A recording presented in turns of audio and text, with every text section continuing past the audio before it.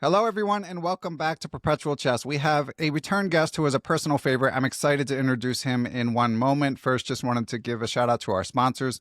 Number one, Chessable.com. Apparently, friend of the pod / pretend co-host Jan Gustafsson. He's just making up defenses now. He's got a course on something called the Austrian Defense. Quick quiz. Johan, do you know what the Austrian Defense is? Am I the only ignorant one? Yeah, hi, very great to see you again. I'm very happy to be invited here again to this great podcast. Well, the Austrian Defense, no, I'm not aware of that defense. What I do know about when is the Austrian attack in the against defense, the Pierce, but not the Austrian Defense. Interesting.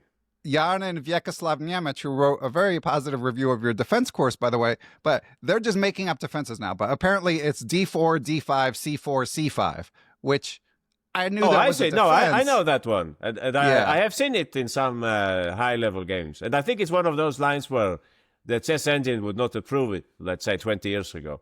But nowadays they have noticed that it's actually quite interesting. A familiar case, I think it's the Skara-Hennig gambit. If you know that one in the Taras, like D4, D5, C4, E6, Knight C3, C5, C takes D5, C takes D4. You give up a pawn like that. Right, That was also like banned in tournament practice back in those days. But nowadays there is interesting compensation. I think that's Grandmaster Warmerdam. He has some good games in that line. But by the way, about Gustafsson and Nemec, I think they have a nice course about E4 also, right? Yeah, they winning do, with E4.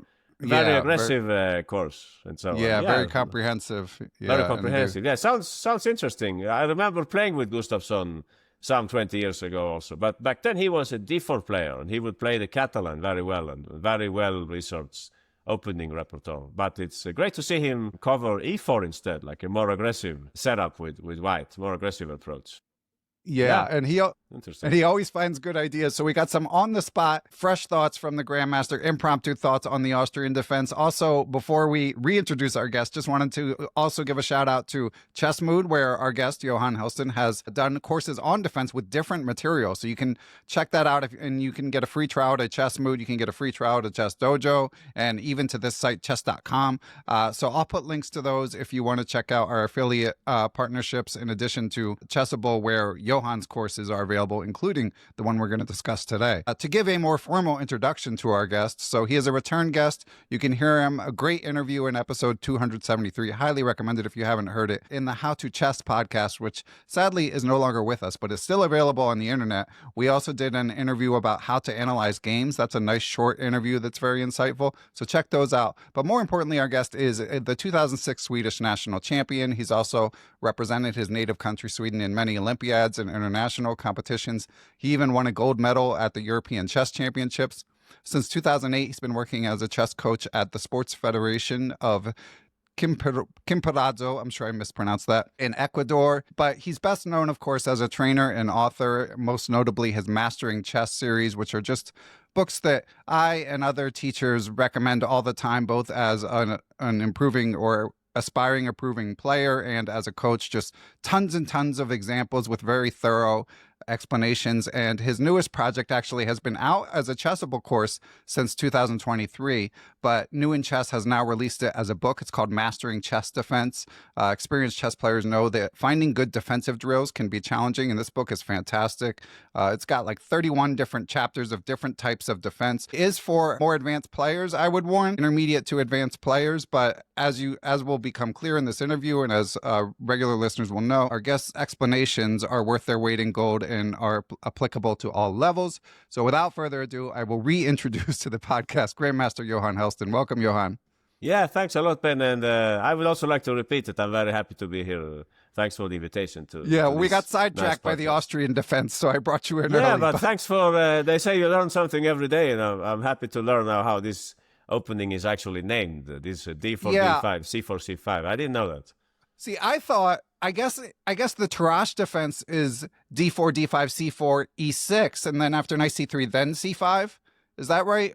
I think so, yeah. That's how one of the contributions of Dr. Tarrasch, right? Because he also, in the French, he also has a few variations called after him.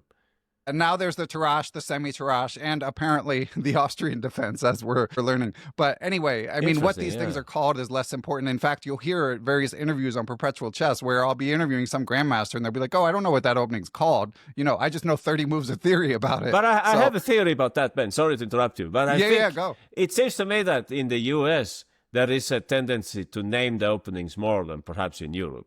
Like some openings, I know it like the G3 variation, or I know it like some delayed Ruy Lopez, or, well, not delayed Ruy Lopez, but delayed Steinitz maybe. But then I heard from students, American students, who tell me that, yeah, this is the blah, blah, blah variation. I didn't have a clue about that. But it's nice, of course, to name the yeah, and meanwhile, the grandmaster won't know the name, but they'll be like, yeah, I don't know this opening very well. I saw it once 20 years ago, you know, in Dortmund. But after they go here, and then they rattle off like 15 moves of theory. Yeah, of course. That they don't know it's the more name important of. To know the content than the name, of course. It's like, you know, the Caro Kann with e takes f6. When the line that everyone is playing nowadays, Magnus Carlsen started playing it. When I was a kid, you would take... If you would play knight f6 in the Caro Kann, you would take with a g-pawn like Bent Larsen. Yeah. But now that's banned. Yeah, the engine doesn't like that. So you have to take with e-pawn instead. And the engine loves it, and that's why everybody plays it. But I actually didn't know it was called the Tartakower Caro Kann. Oh, I learned didn't know it later. that either. But now it's very practical. You say the Caro Kann Tartakower, and everybody knows it. Let me tell you another case very quickly. For this book, Mastering Chess Defense, I had a few examples in a variation in the, well, you would say the Italian. You know the Fegatello, right? The one where white plays like knight takes f7, king takes f7, queen f3. See, that's one I didn't know the name. Yeah, I know. But you know the variation. No, yeah. but anyway, so that's the Fegatello, I think, or the fried liver, you would say in English. Yeah, fried liver. But then you have the other line, the good line for black, right? When after e4, e5, knight f3, knight c6, bishop c4, knight f6, knight g5, d5, e takes d5. Instead of taking on d5 and allowing this knight takes f7, after e takes d5, black plays knight a5, bishop e5, and c6. So I didn't know the name of this. And then I checked, I think I checked in Lichess. If you arrange position in the Lichess study, it will tell you the name of the opening. So I learned that this is called the Polerio, Polerio. Okay. So I didn't know that, but now I used it in this book, and I will continue using it because it's very practical. You can say the Polerio, and then people will have to understand that, oh, it's the line where white goes, where after e takes d5, you play knight a5. You don't take the pawn on d5 like the poison pawn. You play knight a5 instead. White goes bishop e5, you go c6, d takes 6, b takes 6. Black is a pawn down, but they have interesting compensation. That's, by the way, a very topical line nowadays. Yeah. They play it a lot. Yeah. You know that one's right? been around a long time. Been around for, I think Aronian with white is very strong in this line. Interestingly, since he's an e4, e5 player also, mainly, right?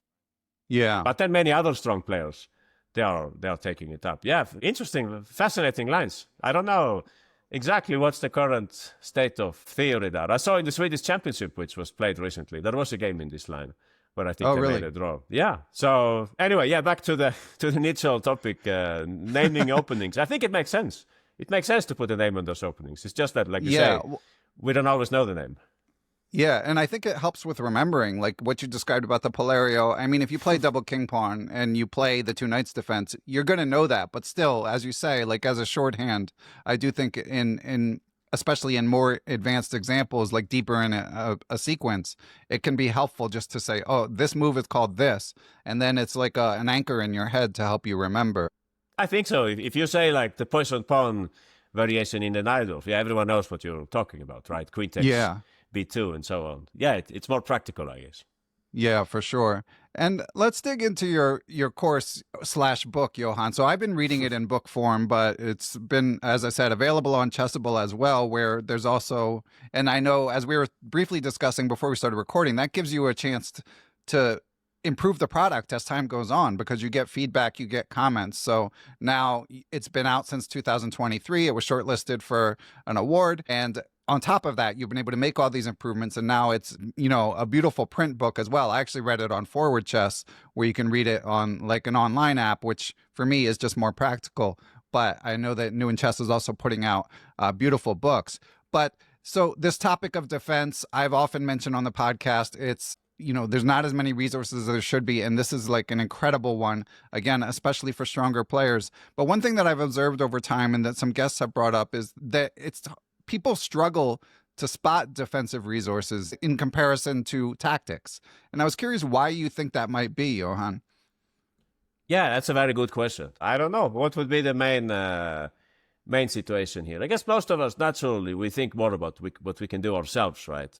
Mm-hmm. If you're in an attacking situation, you start looking for ways to get that opponent's king, how to bring my pieces. Maybe there is a sacrifice somewhere. Maybe I can deflect some of the opponent's defenders or something like that. Maybe it comes more natural to attack. Wow. Yeah.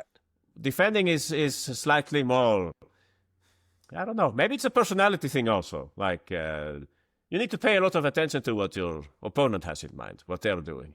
Right. It's like when you and me are talking, right? You're saying something and maybe I can listen beyond the very words that you're saying, and maybe there is some kind of hidden message, or maybe there is not. No, but it could be in any life situation, I guess, when you need to pay a little more attention to what's going on in the surrounding, no? What's the opponent's threat. And I'll tell you something which confirms what you're saying. In this work, contrary to some of my other works, I would say that very often the players, they went wrong, right? They didn't go for the right choice. They didn't defend properly. And then to make this a good product, adding the supposed best line, I'm making it the main line. Now I'm promoting the right course of action. So that when chessable students or new in chess readers and so on can, when you play out the example, you actually play out the right moves. Nobody wants to play out the wrong moves, of course. So in this way, I have promoted the best line into the main line in general.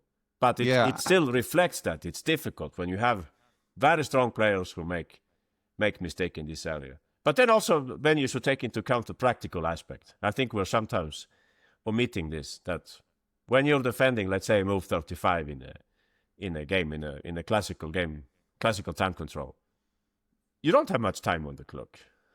You need to distribute your time wisely during the game. You can't spend 20 minutes on one move if you're down to 15 minutes, for instance, on the clock. So you have to make fast decisions, and I guess that's where the difficulty with defending also comes in.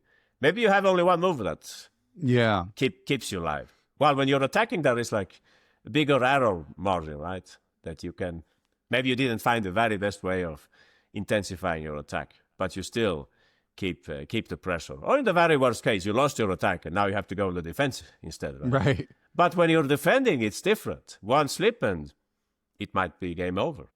Yeah. So I don't know. I guess it's about that also. It's harder to defend because the choices are often fewer. Yeah. You need to look at everything. Also, it's not very intuitive. Maybe I should have said that from the very first place. That defense very often isn't that intuitive. There are some defensive patterns for it. For instance, the knight f8 never mate. Right. I mean, that sounds great, right? But if they attack you on g7 instead, it might not apply, and so on. So you need to have you can't be narrow-minded. You have to have a very ample perspective and try to check all the options, and even moves which seem counterintuitive. Let's say give up a pawn in front of your king to be able to bring the queen to help the king and so on. You have to check them. So I guess the more open-minded you are, the better you will fare in defensive play. But yeah, easier said than done, of course. Of course, yeah. And in our first interview for Perpetual Chess, we talked about you've got a legendary file of materials. Like, as I mentioned in the intro, your books are voluminous, just tons and tons of examples. You get great bang for your buck. And there's this book / course, there's tons to learn from it. Just so many examples. And then there's exercises at the end of the chapters in addition to the examples. But to what you were saying about a lot of the examples being things where even grandmasters didn't necessarily find the correct solution over the board, I'm curious, Johan, if that makes it more challenging to find the examples. Like, was this all just from manually going through games? Because it seems like it would be harder to run a database query when the moves weren't played. No, but the database query, I think it's overrated in this case. Mm-hmm. I don't know exactly what I would query in that case. Right, because, exactly. I don't think you can You can check some pattern, of course. Let's say you want to find some examples on the small mate, for instance. All right, you do the query with the knight on f7 and the rook on g8 and king h8, and you will find some interesting examples.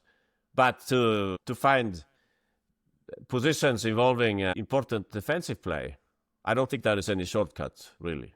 You just have to be checking a lot of games, and like I have this habit of, as I think we discussed last time, I like to go over games, like contemporary games, modern games, played on, I mean, not played online, but broadcasted online, so I can see them, or I can download them later, and things like that. But I think there is no easy way to find them, and what you have to do, basically, any chess coach or writer, what you have to do is to, whenever you look at something, you keep an eye on if there is some like additional content that you're interested in. If you check out some opening line with your students and suddenly that comes up some interesting game by Petr Svidler, let's say, and later on you see, oh, interesting game, let's have a quick look, and you notice some interesting situation there. Maybe you have the engine on also. It's always interesting to have it in the background, and it will tell you that Svidler's position was equal, but then the opponent made one mistake in the defense. Their king was under attack, and Svidler hurried to execute a beautiful attack or something like that. But maybe that very moment, instead of focusing on the beauty of the attacker's play, you can look into what exactly did the defender do wrong. Right. Maybe you will find that more boring, but it can have a high instructive value. Yeah. We have seen so many nice attacks in many books and so on. Mikhail Tal is a good starting point, but you could go, of course, much earlier in chess history. You could start with Paul Morphy and you will find great attacking efforts. But if you look for defensive play, who would you start with? Emmanuel Lasker, maybe. Lasker, I think, was famous as a strong defender. Capablanca, of course, also a good defender. But coming back to what I'm saying, it's not something you can do quickly, find those defensive exercises. And also in my case, since I wrote, as you mentioned, Chessmood is a great place for online learning, and I had a defense course then. Right. I can't believe you made two of you. You did two. So after that, so I said to myself, I can't really, it's not correct if I just copy the material from the Chessmood course. I think I was talking to Avetik Grigorian, who is the boss at Chess. At Chessmood. So we talked a little. I told him, I think I will write a Chessable course about this. And he said, yeah, great, do that. But he didn't say anything more. But I said to him, definitely I will not use this. Thanks, I think he said. And I think it's a win-win situation because their material is still exclusive. And anyone studying on this course on Chessmood, they can then look into the Chessable course as well. And they will find new example, even if some of the topics will remain the same as, defensive exchanges or intermediate moves when defending and things like that. But and coming back to that, I'm just mentioning this because it meant that I had to extract a lot of new examples. So many of the examples in this work, Mastering Chess Defense, they come from, let's say, the year 2020 and onwards, like 2020 to 2022. Please. You're like a comedy writer, a stand-up comic, Johan. I listen to a lot of interviews with stand-up comics, and they always talk about how, they have to develop like 45 minutes to an hour of material from scratch. In order to do that, they spend years. They go to these tiny clubs, and they see how jokes land, and then they cultivate the lines. Interesting. I didn't know that, but I can imagine that it's kind of similar, Yeah, then you start all over, with but the nice one. thing, I think, both for the comedian and for the chess author is that there is always new material to be found, right? Yeah. You can always hear some interesting conversation in the bar.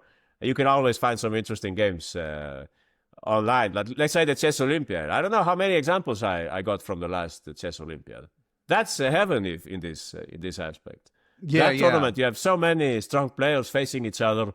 It's an important event. Quick draws are not so common, maybe. I would say, well, it depends now, but in general, everyone feels the pressure to play well for their country. And so, maybe that's like the comedian going to And it's not just the strong players. It's also that there's imbalances. Like the 2600s against the Swedes, I think, creates more possibilities of like imbalanced positions. Oh, that's a good point. I hadn't thought about that, but you're right, of course.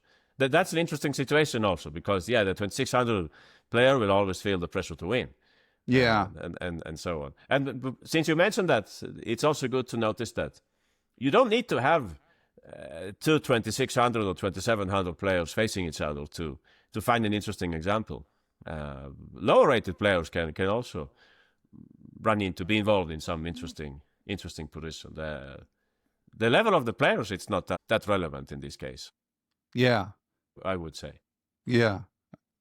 Anyway, agreed. Yeah. So interesting topic. I don't know even how this came up, but we talked about how to find the examples. Yeah. Yeah. So exactly. you need to be all the time looking at recent games and like I'm saying, like a piece of advice for anyone involved in this activity is that whenever you look at something which looks interesting, save it, and you can go over it later. And you can see also that I don't like so much I don't copy a lot from other books and so on. These are already published. I don't like it really to take something which was already published in some other written publication. Yeah. I prefer to find something on my own. I think that's better for everyone. Yeah, agreed. Yeah, and that's one thing you notice in the modern books is in the older books, the examples just repeat and repeat because there just weren't that many games. But now, the games have grown exponentially and the access to them has grown exponentially, the ability to play through them. Exactly. So. Anyone can find the games from last Title Tuesday. And so on. And I think that is such a wealth of games. It's impressive. Yeah. You can find so many interesting games. Like speaking of a Title Tuesday, I found many interesting games now. You would say, but hey, that's low quality. They're playing with 3 minutes. But actually, the level is quite high in the Title Tuesday. Yeah. People play quite well. I mean, of course, they cannot calculate very long variations. But there is a lot of instructive stuff there also. Yeah. Although you mentioned in the book, it's primarily from OTB games, the positions you chose, right? Yeah, of course.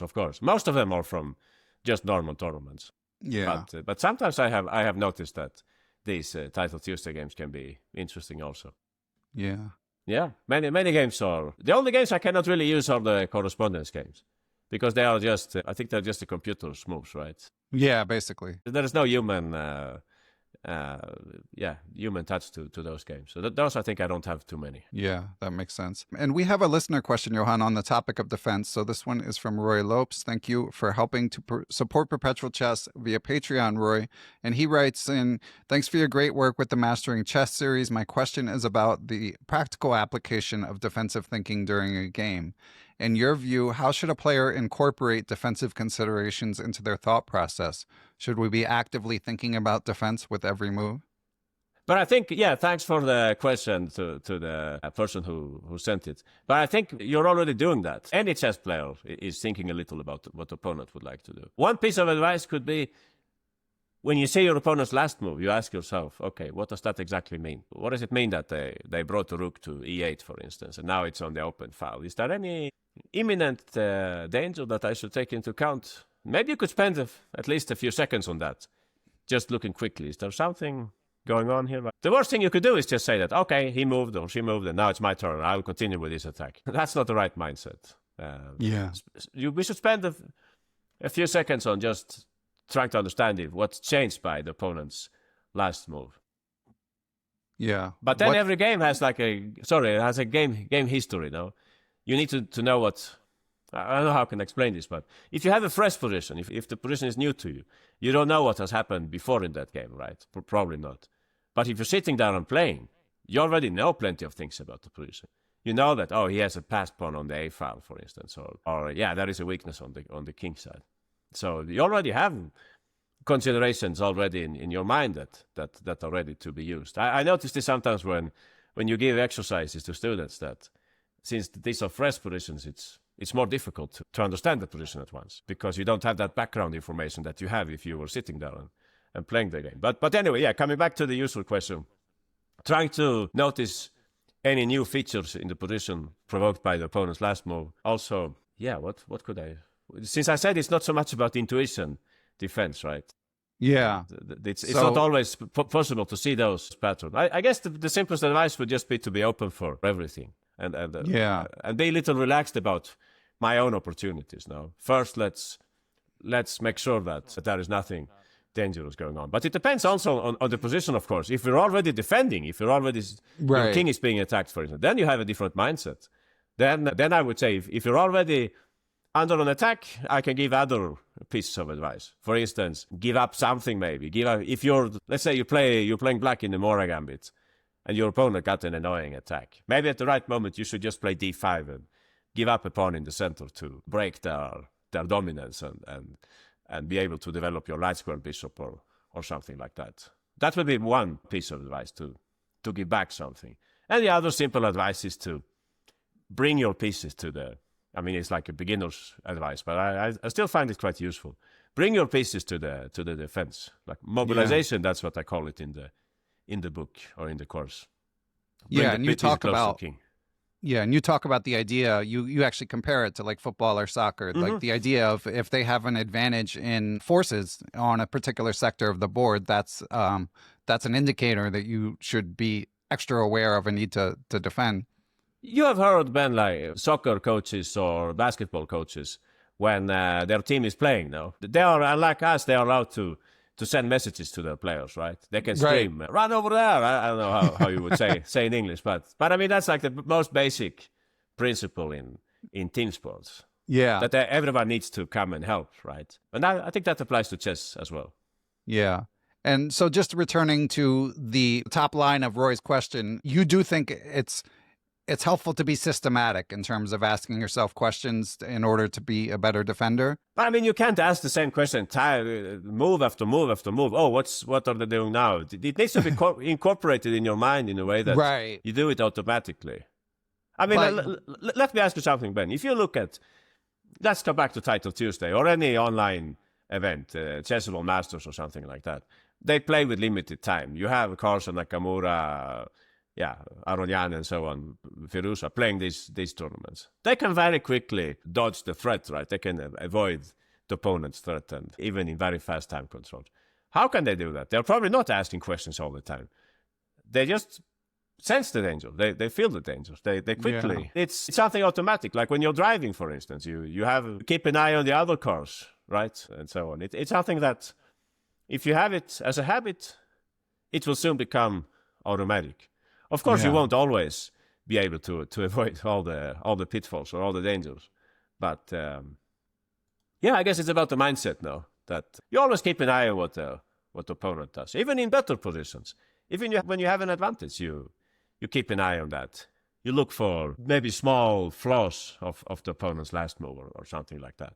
Small opportunities that appear. So not only, by the way, defense, it's not so easy to define it now. You would say, I'm defending when I'm worse, but that's not true, because you can be better and you can still be on the defensive, right? Right. Think of some crazy gambit that your opponent played against you. Wing gambit, maybe, e4, c5, b4, or in the French, there is also a wing gambit, I think. You're a pawn up, you know your position is healthier, and probably your opponent knows it as well. But also both of you know that since the opponent is down a pawn, maybe they have a faster development, they can attack your king sooner, so you need to defend. But objectively, you're probably better. Mm-hmm. So it's a wide term. It's a wide term. You can be better in the position, but you still have to defend a little. Or let's say you're winning and your opponent launches a desperate attack. Then still you need to have some defensive skills, right? To keep your advantage. Do you think the definition might be something like considering your opponent's threat? I think so. But it might not always be a threat, right? Threat is also a strong word. You could say considering the opponent's intention, perhaps. Yeah. But it might not be something very drastic that they have in mind now. But it could also be a threat of mating one, which is also interesting because you could say defense. I would say it's not tactics and it's not strategy. It's not either one or the other. It's probably both, but not at the same time. Not to make this more confusing, but you have like very short-term defensive tasks such as defending against mating one or saving a knight which is about to be trapped. But then you also have more long-term defensive challenges like, making your kingside safer. Or you have also what I call positional defense, which comes up in the two last chapters in the book, where we're talking about positions where you're strategically worse or you're strategically in trouble, or there is something in the position like you have less space or some bad piece and you need to solve them. But it's not related to king safety and it's not related to material difficulties. Yeah, those you've got some cool examples in there. You liked? Yeah, like trading a certain piece or something like that. Exactly.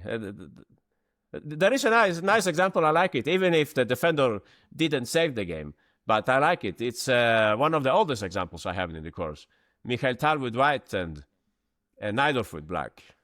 So I think it's in the first game in the 30th chapter, in chapter 30. So Najdorf. Amazing, you remember which chapter? No, I do, because I worked a lot with this material. Yeah. So Najdorf finds a very nice knight maneuver, and he manages to almost equalize the game. But then I think Mikhail Tal was the stronger player already, and he went on to win. Not by sparkling tactics, but by very precise endgame play. Tal went on to win the game. But I like Najdorf's knight maneuver, and that's like they say in the Russian chess school, when you don't know what to do, improve your worst piece or something like that. Yeah. And that's exactly what Najdorf did with the knight. He brought the knight to the center or something like that. So yeah, it's an interesting field, and I didn't really check. To be honest, I didn't really check other books on this topic. I know there were a few books on defense already. I know this is not the first one, but I was reading some other chess books, but I didn't exactly check previous works by other authors. I just did my own thing, and I used my own methodology, you would say, my own principles and so on. And fresh material. Did you ever meet Najdorf?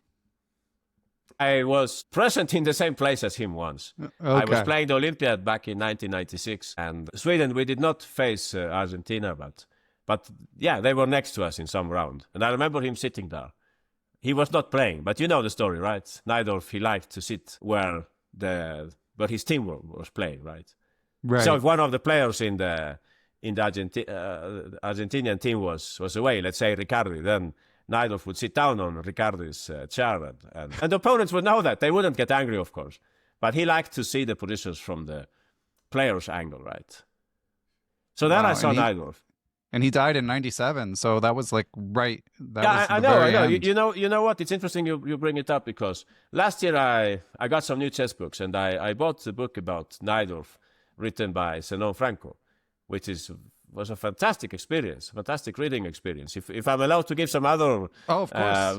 Like book recommendation, I would recommend that book. I didn't know too much about Najdorf, to be honest. I mean, I knew the opening, of course. That was his name, the opening variation. But I didn't know that much about him in general. And his daughter wrote a memoir too that I enjoyed, of growing up with him. He's just a larger than life figure.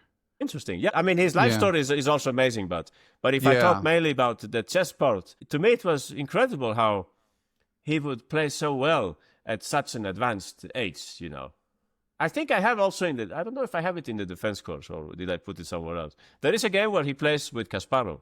Very interesting game. I think it's in the Queen's Indian. Kasparov has hanging pawns, and then he goes for an attack. Or maybe he didn't have hanging pawns. But it's a structure where Kasparov is white and he's going for a kingside attack. And Najdorf has to defend very well. And at the very end, he stumbles and Kasparov wins. But the amazing thing about the game is that, according to Franco's book, Najdorf was already, what was he, maybe 60 years old or something? Mm-hmm. And he was traveling like some kind of ambassador. He was not playing in the tournaments, but he was there to give it, like some extra, flair to prestige, prestige to the tournament, exactly. But when he arrived somewhere in the former Yugoslavia, when he arrived, they were missing one player. And then the organizers told him, Miguel, can't you play? You can join us, right? And he said, okay, I'll play. But look who were his opponents. It was just not like some insignificant close tournament somewhere. This was Kasparov and I don't know which other strong players, but like Karpov and like the strongest players in the world. And he was already in his. Yeah, you have to check me on the details. I don't know exactly, but I think the game was like in 1980 maybe, and he was born like in 1910, I think. So yeah, maybe he was even older than 60. Wow. But an amazing player. So I just recently finished this book, and I found so many interesting things. And you would say he was really ahead of his time also. Strategical understanding. I don't think he was the greatest calculator.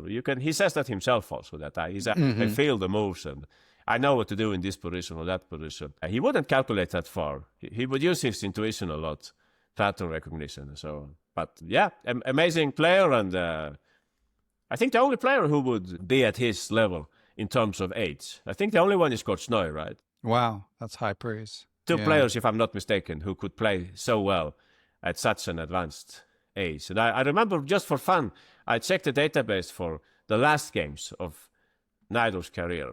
And there I found some game he had played in 1994 in an open tournament in Argentina. And even those very last games, the level of play was fantastic. I as you can imagine by now, I extracted a few exercises from those games also. There is one very nice game where he like closes the position, and then he has a passed pawn on the d file, and you would think that the action is in the center or maybe even on the queen side.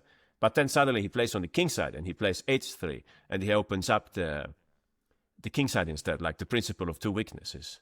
Very instructive. And then you say, okay, great game. But what's so special about it? But you see, he was actually 84 when he played the game. I hope if I'm still around when I'm 84, I hope I could play chess like Najdorf, but I greatly doubt it. And unlike Korchnoi, he wasn't even a chess professional, so... Yeah, he was doing insurance business, I think. Yeah. Korchnoi was only into chess, I think, if I'm not mistaken. Yeah, incredible. And speaking of defenders now, Korchnoi, that's one of the best defenders ever. That's another interesting feature. I don't know. If I ask you a question instead, if we take, let's take Kasparov, Karpov, Korchnoi, and Spassky, let's say, let's take four very strong players. Whose games would be the most instructive in your opinion? I mean, it doesn't mean that you feel one of them is greater than the other. If you was just one book or one game collection of these four players, Kasparov, Karpov, Korchnoi, and Spassky, and you need to teach some student something about, I don't know, chess strategy, who would you pick? My instinct is a Karpov, but Korchnoi would be second. Like, to me, the less concrete, the more you can learn from them. Maybe. I agree with you. I would also pick Karpov. I think his games are very instructive. You can just see one move and you say, oh, fantastic, he's doing this or he's doing that. Extremely instructive play, by Karpov. And then the others, I'm not sure. Spassky's games were also very interesting. He's like very all-round. But it depends also in which area, of course, you would like to teach things. Like if you talk about playing with initiative, you would probably take Kasparov's games instead, because he was fantastic once he got the initiative, and he would sacrifice to keep it going and so on. But my point is that Korchnoi's games, they are extremely high quality, but I had sometimes difficulties finding like very instructive material in his games, because it was all calculation, I felt. Okay. And also when I really like his games, and a great player. I had the honor to play against him a few times. But when checking his games, I don't find those moments which I find in Karpov's games, like those very instructive moments. Or I don't know, maybe I'm the one who don't see, I don't identify them. Where I did find a lot of value, like instructional value in Korchnoi's games, was in the endgame. That I think maybe he was the strongest endgame player of them all. I don't know how he would compare to the others, but Korchnoi's endgames are just fantastic. And I think that there is a connection, right? Because he was such a strong calculator, he would also do very well in the endgame. Yeah. That's something I have noticed, and I could take myself as an example. The calculation was never really my strongest side, and I was never really that strong in endgames either.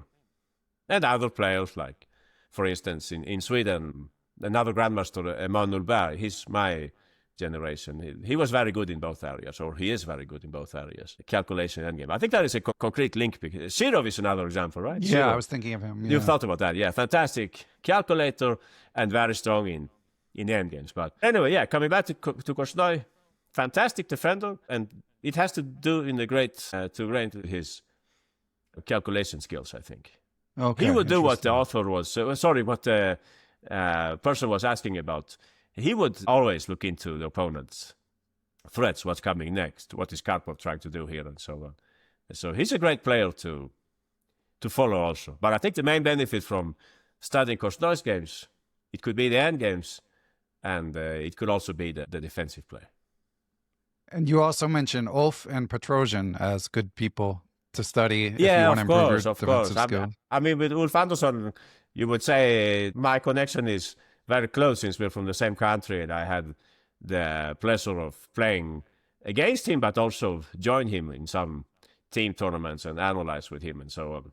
So, yeah, he's a great example. People always talk about his fantastic endgame skills, but they should also look a little more into his strong defensive qualities, how he would always be able to, well, not always, but in many cases be able to defend difficult positions. And things like, for instance, prophylactic thinking, he would be very strong in this. Sometimes there would be a conflict with the perspective from the chess engine. The chess engine would say, do this now quickly, but Ulf would first defend some weak pawn or something, or defend some weak square, or take care of some other defensive task, and then continue. So safety first, you would say, in his games. And you could say Petrosian is a similar case, right? He's older than Ulf Andersson, or he was older. You could say maybe Ulf is the one who followed in Petrosian's footsteps, right. Probably. So when I look, for instance, I don't know if you have done it yourself, but you look at all the world champions and you try to say,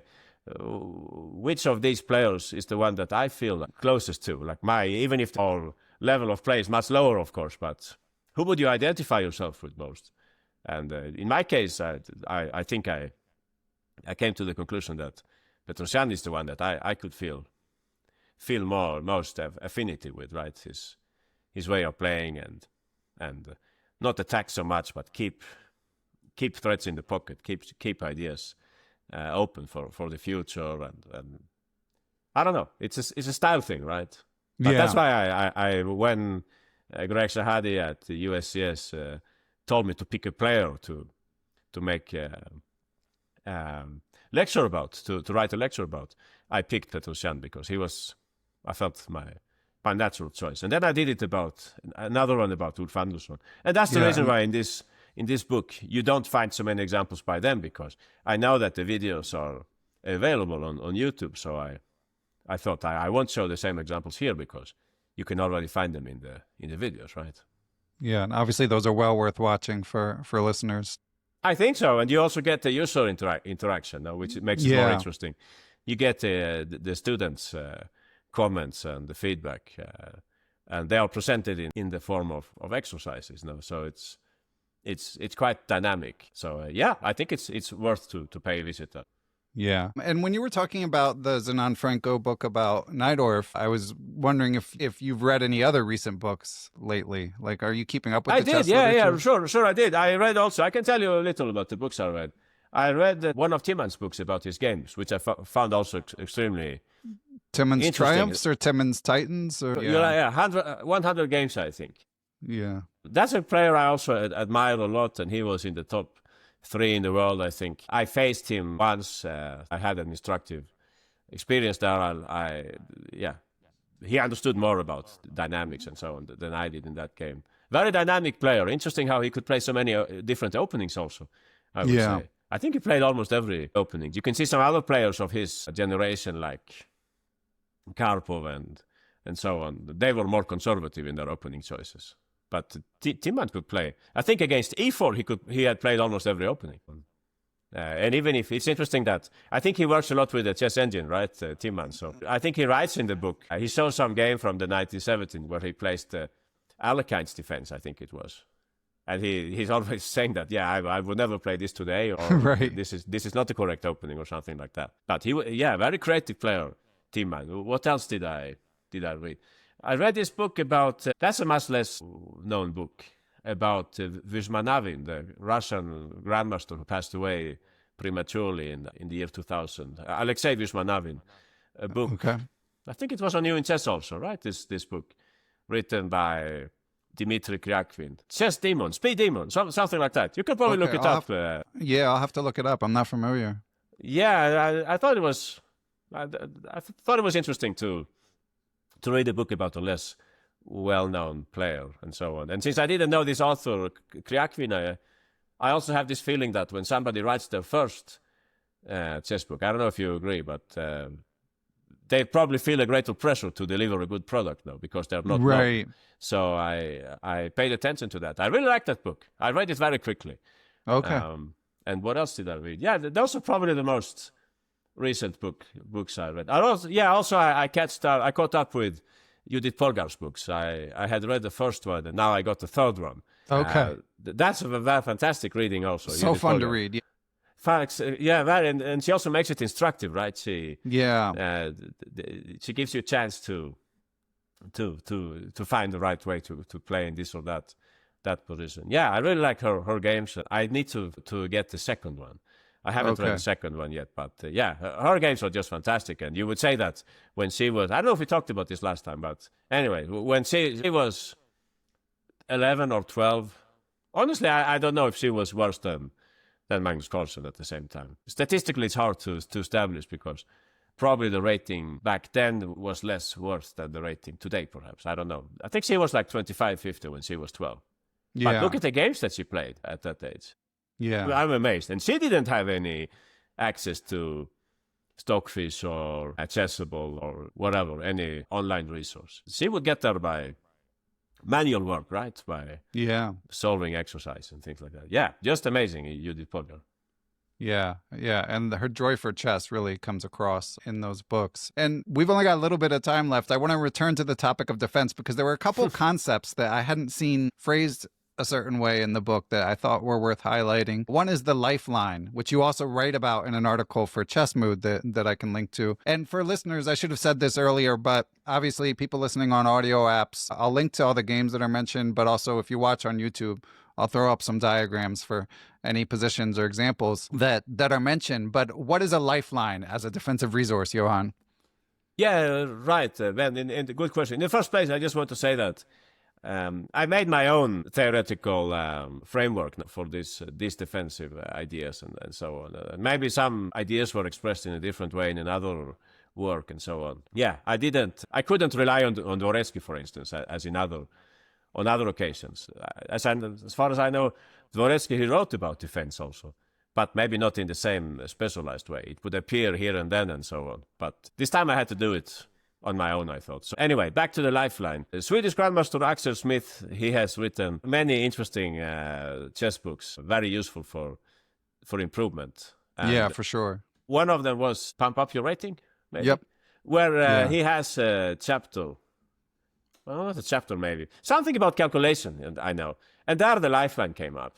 So it's again one of these topics in chess that we all know about, we have seen them, we have used them in our games, but maybe we didn't have a name on it, right? Like we talked about the opening variations. So I didn't have a name, established name for it. But then I read his book and he talked about, he called it the lifeline. And I thought it was a very fitting expression. So I used it myself. In any case, lifeline, basically, you have some kind of tactical trouble on the board. Some of your pieces is pinned or attacked. And you offer the trade of an enemy piece, which is not defended. Yeah, weird. It sounds weird. You have to see it. I can give you a good example. He's got lots of good examples again, and I'll link to a static image of one that people can click on. But anyway, go on. Oh, I see. Yeah, you could do you could check the Fischer Korchnoi game at Korchnoi Fischer, maybe it was. Who was white and who was black? I actually don't remember. But there is a game like that where Korchnoi forgets about the lifeline, and Fischer wins the game by. Fischer must have been black in that game. Yeah, Fischer trades the queens on a7, I think it was. Yeah, this is kind of one of those topics that it's better explained by a pixel than by me talking. Yeah, but basically, one of your pieces is being attacked, and we currently have no place to move it. But by offering a trade where if they take it, you retake with the piece being attacked. Yeah, that's a very common situation. Yeah. Exactly. That's maybe the most typical case. Yeah.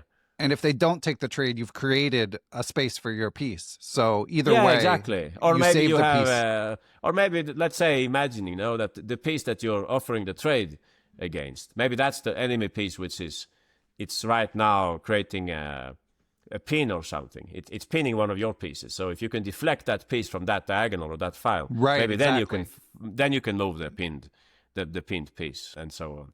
It's like an intermediate move, you would say, right? It's a little link to intermediate moves. But usually you say intermediate moves, in a way, no? You say they are checks, capture, or threat. Okay, it is a threat, of course. You're about to take your opponent's piece. Yeah, interesting topic, the lifeline. Definitely. Yeah, and there's lots more in the book. One more that I thought we could tease out a little bit here on this podcast is the concepts of evolution and revolution in defense. Yeah, again, that's not my It's not my concept, no. That comes from the Russian grandmaster Dorfman, Josef Dorfman, who wrote the entertaining book, The Method. I think you're familiar with that one, right? The Method. Classic, yeah, out of print. Classic. But yeah. Out of print. Oh, I can imagine that. I think he only wrote one book. I don't know if there were more books, or maybe there were. Anyway, so I had heard different things about the book, and I also noticed that it seems Dorfman and Dvoretsky, they didn't get along well, or they had some kind of intellectual dispute about this or that, and he refuted, I think, some of Dvoretsky's ideas and so on. But very interesting personality, Dorfman. So I was interested in this work. So he was saying that in the chess battle, sometimes one of the players will be statically worse, like their opponent down maybe, or their pawn structure is bad, or the opponent has more space, linked to positional defense, which is why it comes up at the end of my book, this topic. And the other player will have this kind of statical advantage. So the one who is statically better, like long-term better, should evolve according to Dorfman's theories. What is then evolution? Well, it's about improving your pieces, making your position better and better, but by small logical steps now, something like that. While the opponent cannot do that, they are confined to revolution. They should try to make revolution. And what's then revolution? It's the opposite. Drastical actions usually carried out by your pawns. Some pawn break. Maybe imagine a Sicilian Sveshnikov structure, weak square on d5. You play d5 with black. Maybe you give up a pawn, but they have to take e takes d5, and then you play e4, and you get counterplay. You change the nature of the battle. You change the logic of the position. And I would say even from a practical perspective, Ben, you can do this. Even if, for instance, the chess engine would not approve of it, it will still be a good choice in general. We often talk about when you're on the defensive, try to complicate things. When you're worse, at least. Maybe I should not say on the defensive. When you're worse, when you feel that you're in trouble, make life more difficult for your opponent. And the opposite applies to when you're better. Try to keep things simple. Trade queens when you're better. Don't trade queens when you're worse. It's a very simplistic piece of advice, but surprisingly often it can apply. So I think it's a little about that. Evolution when you're better. Slowly improve your position. The principle of two weaknesses in the endgame and so on. While when you're worse, go for revolution instead. Try to stir up the game. Muddy the waters, I think you say in English, right? Yeah. You make it more complex for both of us, but that's good for you if you're the one in trouble. So. Yeah, it's like tried and true advice, but I just like that framework of evolution and revolution, so I wanted to highlight it. Me too, I like it too. His book is worthy of reading, of course. I would say that the explanations are sometimes a bit limited in his book. He doesn't explain too much. He just says that, now statical balance is disastrous on white side, but you don't get like very detailed explanations. But the framework, it's definitely food for thought. Excellent. Well, Johan, I know you've got to run to do a lesson. It's always a pleasure to chat with you, and I can't recommend Mastering Chess Defense more highly. So thanks as always. Any closing thoughts as we say goodbye? Thanks a lot again, Ben, for the invitation. And I hope readers and students of Mastering Chess Defense will find it interesting. I admit that it might not be the most interesting topic for, what would you say, mainstream chess players. It's probably more fun to attack and so on. Opening preparation is also, I know it's what people usually... If I wrote a book like, what would you say, crush your opponent's 1 e4, maybe it would be more commercially more interesting. But there are so many opening books already. And besides, I don't really have any idea about how to crush e4. I find it hard to even equalize against it. Right. But I'm just saying as an example that opening books are very, very, what would you say? They have like high popularity and so on. They're very well received in general. And maybe this topic of defensive play, it's maybe not as interesting, but it's very useful. It's good for competitive results, for improving our level. For instance, I was checking a game recently, talking about books again. I was also reading Spassky's a book about Spassky's games. Very interesting book, written by Hungarian international master Caro. Maybe you know this. Yeah, I'm familiar with it. You're familiar? Yeah, I'm reading the first tome. Spassky had not paid much attention to his games earlier, no? I met him once, a very friendly person. It was great. We analyzed some position. He was playing. I was doing the commentary at local Grandmaster tournament, Sigeman tournament in my home city, Malmö. So that was a great acquaintance with Spassky. Anyway, so I now notice he was also a fantastic player, very all-round. And Karol, he's saying in this book that Spassky has this tendency of attacking and sometimes in an unsound way, and the opponent, a little like Michael Talio would say, and the opponent would be able to defend but wouldn't always manage, no? Now we're back again to the defense topic. Right. And that Spassky's game would like up and down and up and down. That would be a typical Spassky game in his early years, he's saying, no? Anyway, when you read the book, you notice how universal his command of the game was. He could, anything would be easy for him. Openings, endgames, middle game, tactics, strategy. Very complete player, Spassky. Anyway, so I was checking one game. He was playing with white and black in this game. Who was the opponent? Strong player also. Yeah, I could probably figure it out. But in any case, yeah, I was just reading this. So Spassky has sacrificed the chains and he's attacking on the king side. He's attacking a pawn on d6. So the pawn on d6, the black pawn on d6, it can be defended in 3 different ways. Let me say very quickly if I can actually, not to leave you guessing who was playing black in this game. But the opponent was a strong player. Yes, Spassky, Geller was there. Yeah, that's another of my favorite players. When I was able to read Russian, or back then I got one of his books about his own games. Yeah, fantastic player, Geller also. Anyway, so Geller was defending, and he had 3 ways of defending the pawn on d6. 2 would win, 1 would lose. Yeah, guess which one he picked? I'm going to guess the one that lost. Of course, yes, I'm asking. So he found, I wouldn't say he found, but he played the only one which lost. But the one he played was more intuitive, possibly. You can check it, yes. Spassky with white, Geller with black. In the candidates match back in 1968. And of course, currently he points this out now. But I was interested in it, and I took it a little further. And that's another example of how difficult defensive play is. Geller was maybe, what would you say, like a top 50 player? Oh, I think higher than that, right? Oh, higher than that, sorry. Yeah, you know better. Who would you say, like, with today's standards? Like, I would have said like Aronian. Yeah, best world rank like number Aronian 2. maybe. Very strong player who could beat world champions. I think he had a positive score against Fischer and so on. But he was winning. He had Spassky's attack had already backfired. It was not a sound attack anymore. He had 3 ways to defend that pawn. If you look up the game, you could do it at a little challenge. No, I can tell you. I can tell you exactly which move it was. So the game, the move is 35. Move 3-5. Move 35.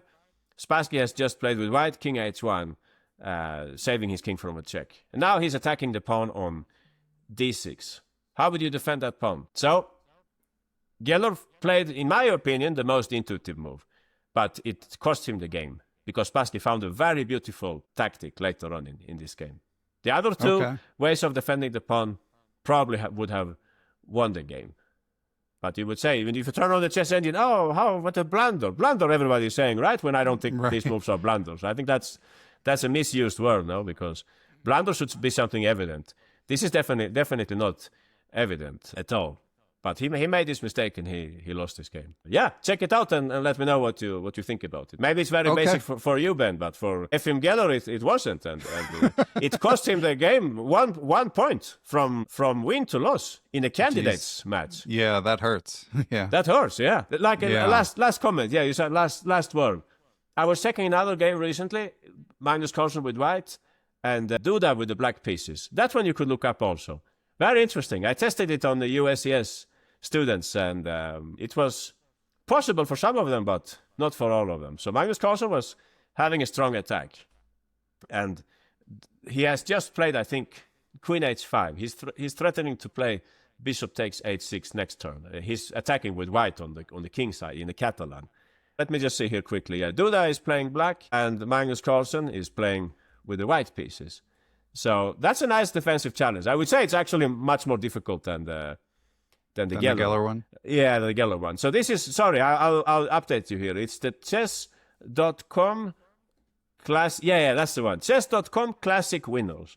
The game was played like a month and a half ago. So with white and Duda with black. So you should look at the position when Carlsen has played 15, queen h5. If the queen goes to the king side, Carlsen is ready to sacrifice on h6 with a very strong attack. Queen h5, move 15, Carlsen white, Duda black, chess.com, classic winners. Okay, and again, I'll make a Lichess study with both positions that doesn't reveal the answer, so right. Can check but it out. What I want to say about this one, if Geller's case was rather simple, this one is much more difficult. You have to use at least 3 different defensive ideas at the same time here. You have to use what we call defensive trades, when you try to trade off the opponent's attacking pieces. You have to use a defensive pawn break. I have a chapter about that also, a small chapter in the course. Defensive pawn break is when you move a pawn in front of your king, which you're usually not advised to, right? But it helps you to bring more pieces to the defense. Opens up files and diagonals for defensive purposes. And then 3, you might say it's also something about counter-attacking. You open up a file. Well, I'm giving away the solution now, but anyway, you're opening up some file we need help anyway. So we need help anyway. Yeah, Duda couldn't do it, so he lost the game quickly. Duda is, what would you say? Top, what is he? Top 15 maybe in the world or something like that? Yeah, he certainly has been. I don't know if he still is. Really strong player. He won the World Cup, I remember, a few years ago also. Fantastic player. But he was not able. He lost the game in just how many moves? 5 moves. I mean, okay, this was a rapid game, I think, so it was difficult anyway. But it was possible to save the position. That's my main point here. It was possible to keep the balance. It was just difficult to see. And I mean, that comes back to what we have been talking about, right? Defense is probably more difficult than attack. Excellent. Well, Johan, it's always a pleasure. Last thing, are you taking any students if any listeners are interested? Right now, I'm involved in a new little book project, which will take considerable time. I hope I can be done with it this year. So right now, it's not a very good moment, unfortunately. Okay, well, we'll look forward to your next project. Yeah, I hope it will be delivered someday, published one day. But next year, I think new students are welcome, definitely. Yeah. Okay, excellent. All right, Johan, really appreciate it as always. It's always a pleasure. Yeah, thanks a lot, Ben. Take care and see you next time. Okay, take care.